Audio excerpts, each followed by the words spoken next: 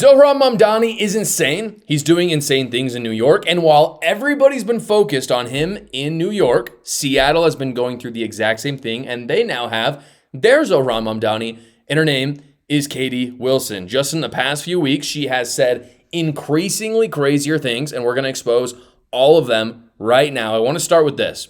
She was at a rally talking about affordable food in Seattle. And she made the claim that not only should Seattle get on board with the government grocery stores that Zohran Mamdani wants to do in New York, but she also says that private grocery stores should be forced to stay open even if they just go out of business. Take a look. Access to affordable, healthy food is a basic right.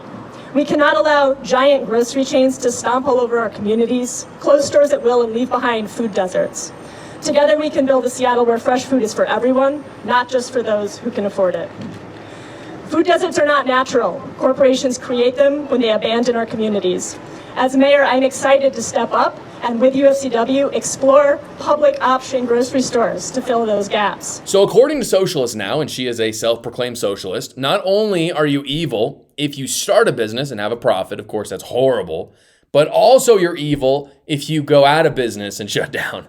And I guess her solution, she never says what her solution is, how she's going to do it, but I guess she's saying that maybe Seattle is going to subsidize grocery stores that are failing. I don't know how that's going to work. She does say that food deserts are unnatural as well, which I hate to break it to her, but I think grocery stores are maybe a little bit more unnatural than food deserts. I think food deserts are the status quo everywhere in the world before grocery stores existed.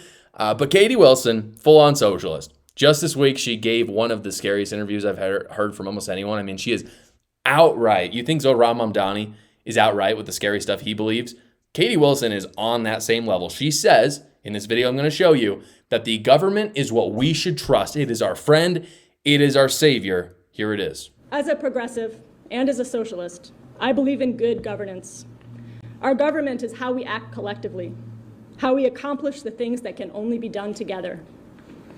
I believe that our city should be able to tackle big challenges and take on big, ambitious projects.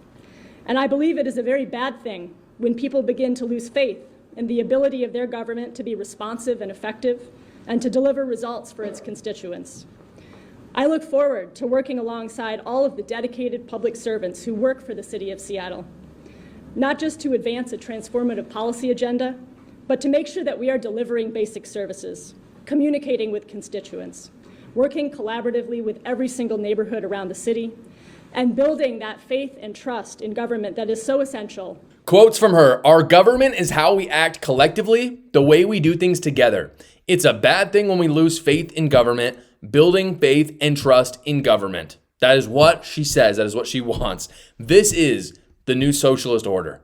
On its face, you hear some of those things, you're like, yeah, well, it's good that we trust the government to a certain extent.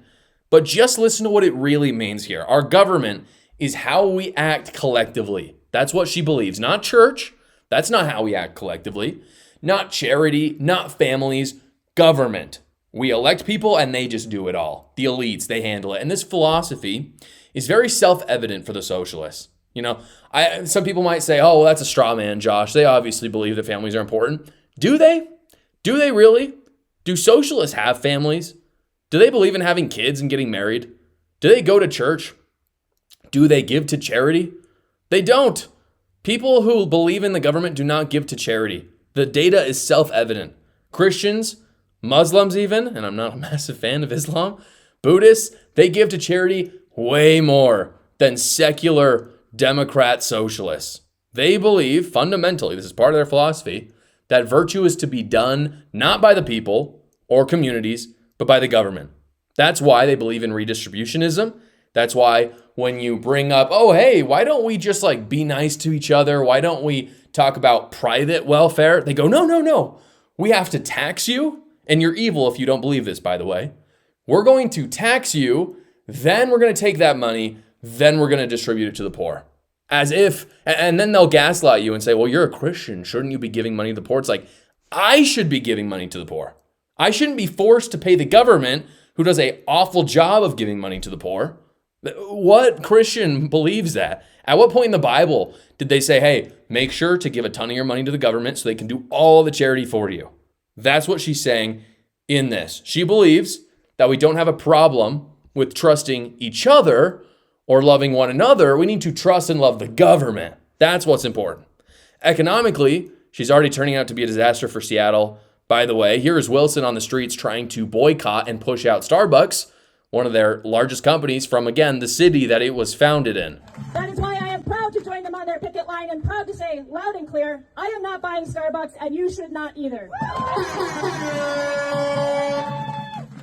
And I would like to close with a message to Starbucks. This is your hometown and mine. Seattle's making some changes right now. And I urge you to do the right thing. Because in Seattle, when workers' rights are under attack, what do we do? When workers' rights are under attack, what do we do? When workers' rights are under attack, what do we do? Because this is your city. Thank you very much.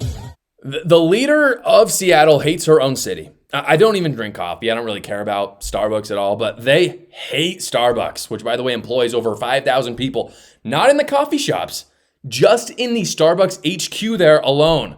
But for some reason, she would rather have Starbucks go to Austin, bring all those jobs with her so that her city suffers and has no employers anymore. Hey guys, I wanted to invite you to subscribe to my newsletter. I run it through Substack. It's completely free to you, comes right in your email every single Monday morning, and I talk about things I wasn't able to get to on the show, or Big Tech would have censored me if I had said it, so I save it for there. Go check it out. Again, completely free to you. The link is in the description below. Thank you so much for watching today's episode, everybody. Please like the video so other great patriots like yourselves will see it, will find it, and you can tune in every single weekday at 6 p.m. Eastern for the live show, or you can watch another video right here.